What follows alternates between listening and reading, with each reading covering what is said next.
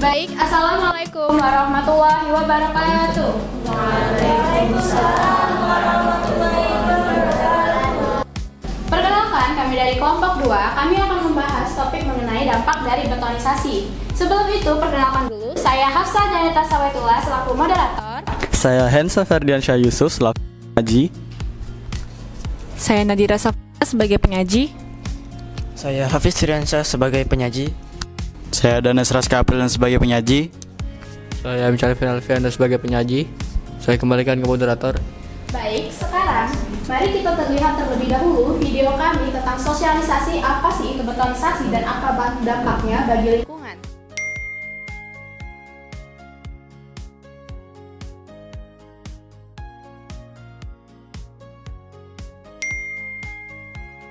Assalamualaikum warahmatullahi wabarakatuh. Hai Sobat Google, kali ini saya bersama Kak Mas. Nah, kali ini kami bakal sosialisasikan tentang banjir. Mahal, lebih uang tangkap barang. Kemarin di sebelah sana banjir kita di sini. Iya. Kita besar juga. Kalau boleh tahu penyebabnya karena apa? Sampah tadi. Oh, sampah. Terus ada selokannya ya. Nah, mungkin dari banjir ini juga Kak, karena saya lihat di sekitar sana kan penuh akan betonisasi ya. Jadi tanahnya itu tutup, makanya airnya nggak bisa keluar dan akhirnya menimbulkan banjir. Cuma nggak betul Pak tadi karena sampah juga mungkin karena ada air. Mungkin segitu dulu aja ya Sobat Jubel. Terima kasih Kak Boas. Hai halo Sobat Jubel. Jadi sekarang kami akan mewawancarai Ibu Erin tentang sosialisasi betonisasi dan juga banjir. Nah, Ibu Erin itu pernah nggak sih dengan istilah betonisasi selama ini? Nah, menurut Ibu tuh apa itu betonisasi?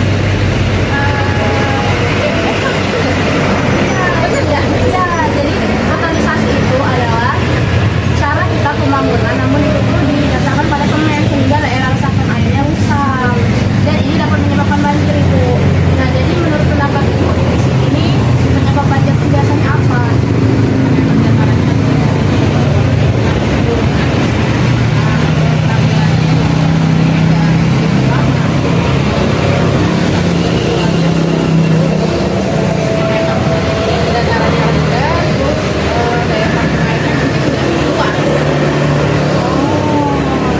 Jadi bagaimana nih Bu kalau menurut Ibu kan karena daerah Kabupaten luas apa kira-kira itu sih tapi ya tapi nggak tahu ya kita kan nggak tahu banget aku turun banget pas banjir di situ kan ya banjir doangnya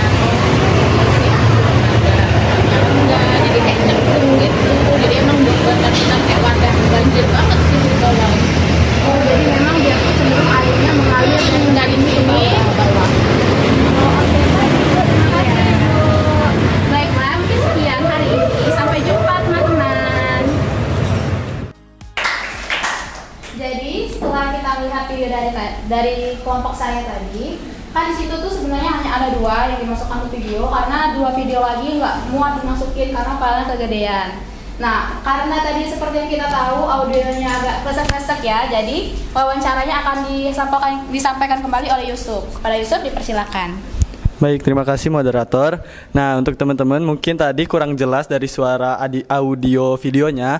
Jadi dari wawancara yang pertama tadi kami bisa menyimpulkan bahwa daerah yang hanya berjarak dari 200 meter atau kurang lebih 300 meter dari Jubel juga terkena dampak banjirnya.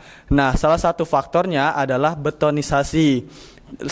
Lalu cara yang kedua dengan ibu yang perempuan tadi kalau teman-teman bisa lihat itu ternyata juga dipengaruhi oleh faktor turunan di mana daerahnya itu turunan dan tetap penuh dengan betonisasi. Nah, mungkin betonisasi ini terdapat faktor yang cukup fatal untuk siklus air. Maka dari itu betonisasi akan dijelaskan oleh saya sendiri.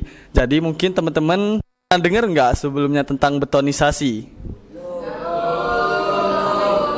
Nah, jadi betonisasi. Kalau beton pernah dengar nggak kira-kira? Nah, kalau dari beton sendiri menurut teman-teman terbuat dari apa?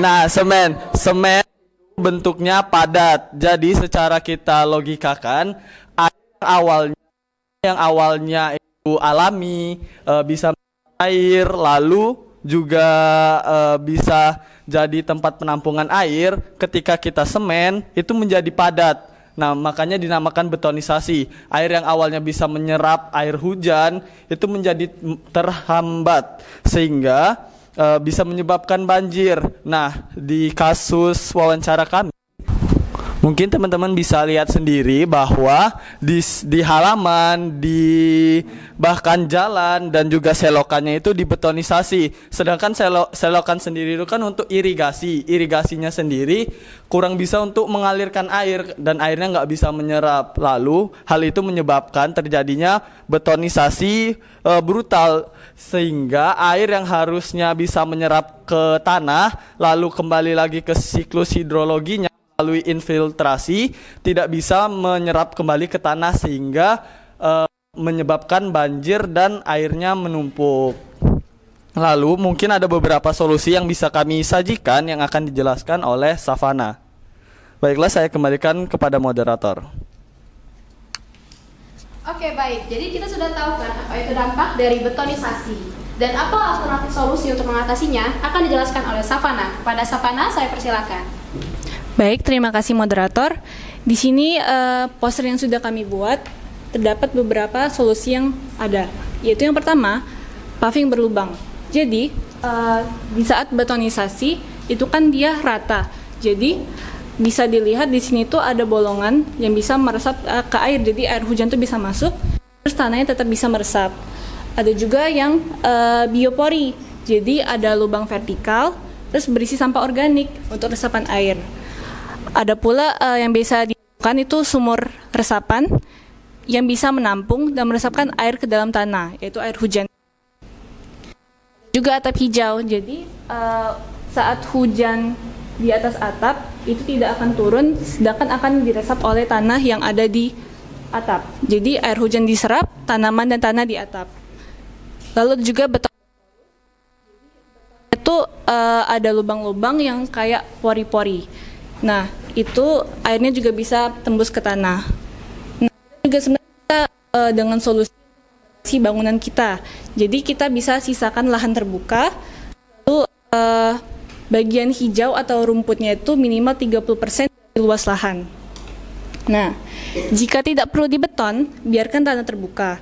Terus setiap bangunan itu wajib memiliki sumur resapan atau biopori agar bagian rumah kita tidak terkena banjir yang cukup padat. Lalu kita juga bisa untuk ganti paving blok rapat dengan paving berlubang dan rumput. Terus jangan cor semua halaman rumah dan biarkan air hujannya meresap. Baik, saya kembalikan kepada moderator. Oke, baik. Jadi saya juga ingin berterima kasih kepada teman-teman saya yang lain, yaitu Hafiz, Danis, dan juga Calvin. Karena sebenarnya yang mencari narasumber itu mereka, dan kami hanya mewawancarai saja. Nah, mungkin sekian yang dapat kami sampaikan. Saya akhiri. Wassalamualaikum warahmatullahi wabarakatuh. Waalaikumsalam